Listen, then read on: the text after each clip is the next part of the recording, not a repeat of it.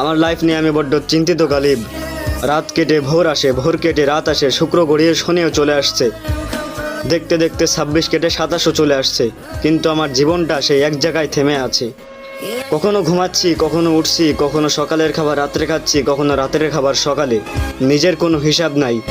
মাথার মধ্যে দিন রাত শুধু একটাই চিন্তা চক্কর দেয়, কিভাবে ফ্যামিলির মুখে হাসি ফুটাবো।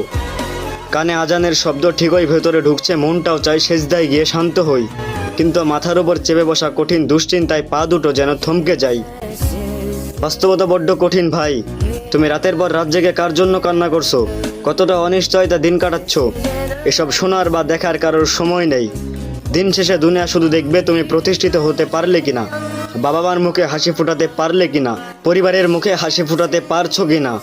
পরিবারের হাসি মুখটার চেয়ে বড় কোনো স্বপ্ন আমার নেই, আর সেই স্বপ্ন পূরণ করার জন্য এই জীবন যুদ্ধে আমাকে জিততেই হবে।